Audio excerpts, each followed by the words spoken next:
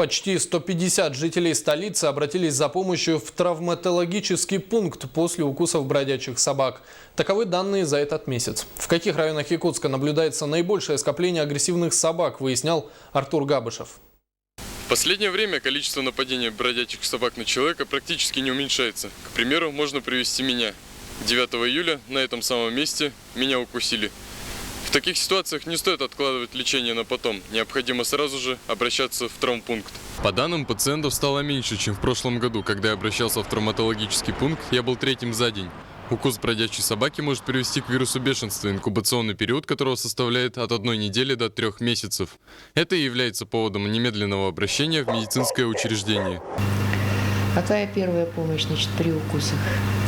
Обработка места укуса обильным мыльным раствором, любое мыло, но по инструкции хозяйственным мылом, много воды, много мыла, затем накладывать асептическую чистую повязочку, никакой зеленки, никакого йода, и обращаться в травмпункт. Травмпункт работает круглосуточно. Районы, где часто можно встретить наибольшее скопление агрессивных собак, следующие: Автодорожная, Новопортовской поселок, Можайского, Кузьмина и район Сайсар. Это произошло, пригород, суд Яна, шла с дачи я,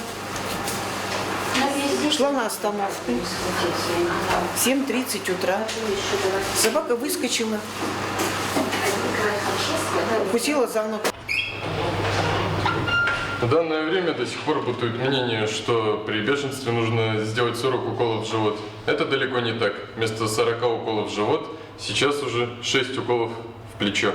По мере возможности звероловы пункта передержки животных Якутска занимаются отловом бродячих животных. В их основной арсенал входят различные приспособления: сети, дротики с транквилизаторами и паралитической инъекцией, сачки и оружие с системой подачи сжатого воздуха. Каждый день сотрудники пункта передержки ловят животных. Вскоре после наступления сезона гона патрули начнут выходить и в вечернюю смену. Средства используем: пневматическое оружие, пистолеты. Так, вещество у нас армитар. Оно парализует от 15 до 30 минут, в течение этого времени парализует собаку от 1 до 2 часов. Все, основная информация. Но также мы ее привозим сюда в пункт передержки. Она здесь просыпается, ее ставим в клетку. В течение 10 дней ухаживаем за ней. Так или иначе, подобные меры пресечения не дают полную гарантию безопасности. Ведь нет необходимости пытаться установить контакт с незнакомым животным на улице. Но если все же на вас напало уличное животное, не стоит откладывать лечение на потом. Иначе это может привести к неприятным последствиям. Артур Габышев, Евгений Лугинов, Сергей Васильев, НВК Саха, Якутск.